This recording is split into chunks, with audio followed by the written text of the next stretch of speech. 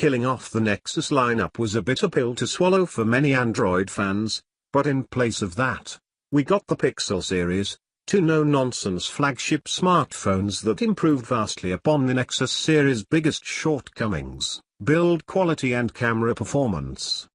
We found the Pixel XL to be an excellent Android device when we tested it.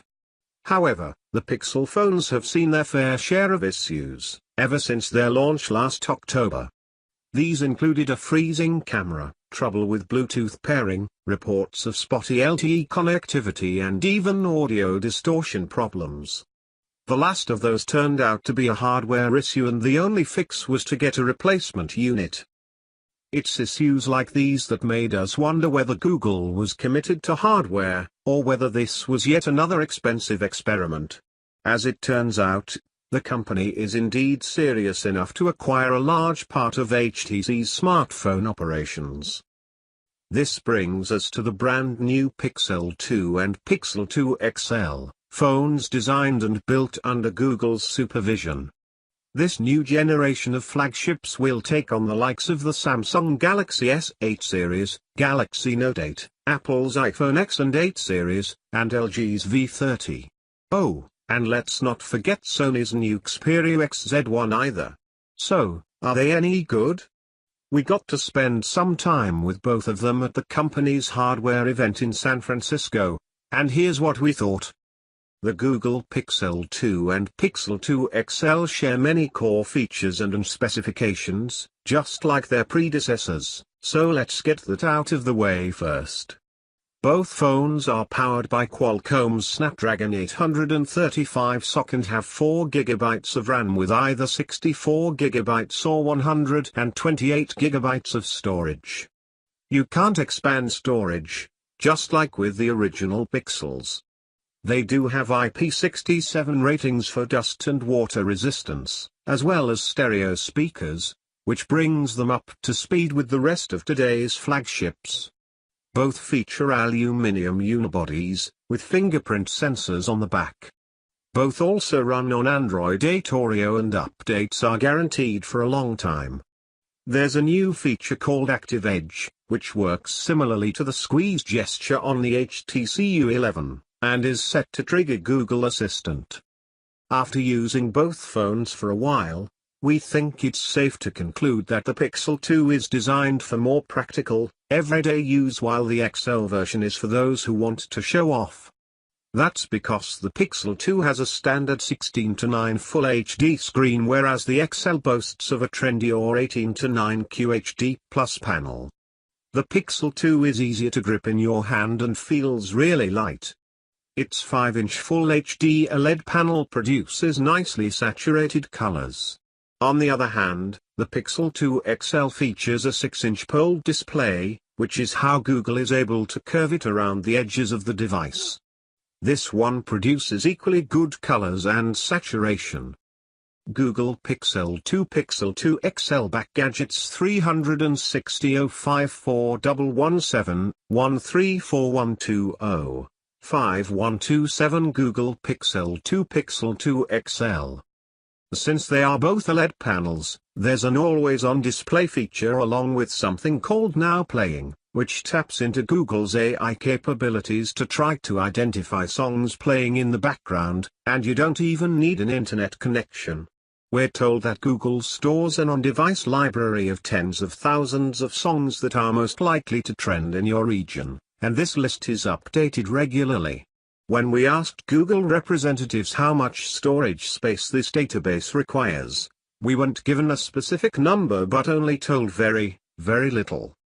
Button placement is comfortable on both phones, although reaching all of them requires a bit of shuffling your fingers on the XL. There's only a USB Type-C port at the bottom and a SIM tray on the left of each phone. There are no headphone sockets, which might disappoint some. However, Mario Queiroz, VP, Product Management, Hardware, and Brian Rakowski, President, Android Platform, explained to Gadgets 360 that this was a long-term decision based on where smartphone design is headed. In order to fit in the larger displays and stereo speakers, and optimize battery size and antenna placement, the 3.5mm sockets had to go. The software on new models is also tweaked a bit with a new home screen. At the top, you'll see a snippet of your daily schedule, with reminders and appointments pulled from your calendar. The Google search box has been moved to the bottom, where it's within easier reach of your thumb. It also stays in place as you swipe between home screens. Google Assistant will be getting a lot more routines, which means you can program a set of tasks for it to perform automatically with a single trigger. The Google Pixel and Pixel XL had one of last year's best smartphone cameras, and that continues with the Pixel 2 and Pixel 2 XL. In fact, these new phones have achieved a XMark score of 98, which beats the previously reigning iPhone 8 Plus and the Samsung Galaxy Note 8, which were tied at 94 points. That's a big jump, even compared to the original Pixels. Google managed this by breaking convention and sticking to a single camera.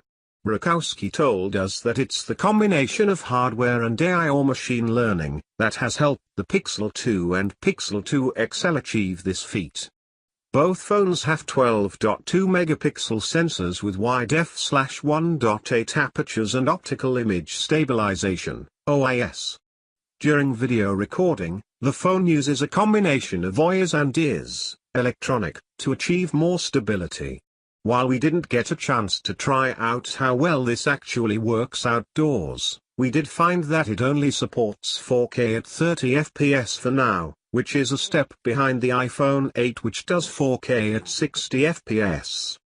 Google Pixel 2 XL camera samples, standard mode, top, portrait mode, middle, portrait selfie, bottom. We did try out the single camera portrait mode, which works with both the front and rear cameras. According to Google, machine learning is used in combination with the dual pixel sensor to create a depth map and isolate subjects from their backgrounds. The result is pretty impressive when you consider that there's no secondary camera. We couldn't test out the camera too much, but we'll be sure to put it through the ringer in our full review.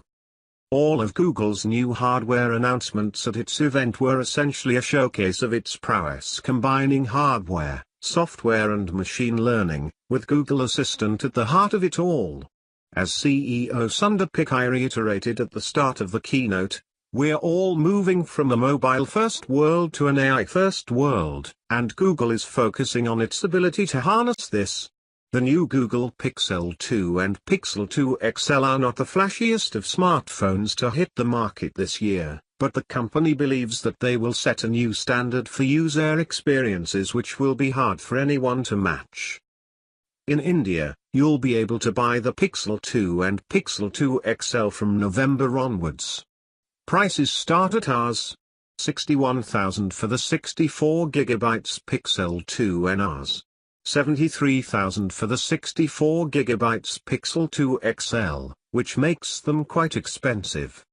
In a market dominated by Samsung and Apple, Google could have a tough fight ahead of it, especially considering that the first generation of Pixels didn't exactly fly off shelves. Queiroz told Gadgets 360, "We learned quite a bit with the first Pixel in India, and one of the things we're doing is increasing our marketing investment, really to explain the product. We've expanded the channel, and from a go-to-market perspective, we'll be much more present this year compared to last year." Rakowski, SVP hardware at Google, added, "Our focus was online last year. People tend to not buy such premium products online. So if people can see the device and experience it, it will help quite a bit.